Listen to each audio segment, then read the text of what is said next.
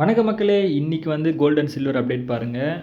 கனவா இருந்தாலும் ஒரு நியாயம் வேணாவா? அப்படின்ற மாரி கேள்விப்பட்டிருப்போம் இல்லைங்களா? அதே மாரி நம்ம கனவுலயும் நெனச்சு பார்க்காத அளவுக்கு வந்து கோல்டு, சில்வர் ரேட் வந்து ஏறிட்டே போயிட்டுருக்கு. அகைன் பாருங்க இன்னைக்கு வந்து ஒரு கேஜிக்கு வந்து ₹8,000 வந்து சில்வர்ல ஏறியிருக்கு. அதாவது வந்து ஒரு கேஜி வந்து ஆ 3,18,000 அந்த ரேஞ்சுக்கு வந்து போயிடுச்சு. இது வந்து டாப் ஹையஸ்ட் ரேஞ்சுன்னு சொல்லுவாங்க இல்லைங்களா? அந்த ரேஞ்சுக்கு வந்து சில்வர் வந்து ஹையஸ்ட் ரேஞ்ச் எட்டிடுச்சு. அதே மாரி பாருங்க கோல்டும் பாருங்க. கோல்டுமே வந்து ரொம்ப ஹையஸ்ட்டா வந்து ஏறிச்சு. அதாவது வந்து இன்னைக்கு வந்து ஒரு 1500 கிட்ட ஏறியிருக்கு. அதாவது வந்து இன்னைக்கு ஒரு ஒரு 8 கிராம் 8 கிராம்னா ஒரு சவரனுடைய விலை வந்து 1,07,600 வந்து வந்திருக்கு. அந்த ரீச் தொட்டிருக்கு.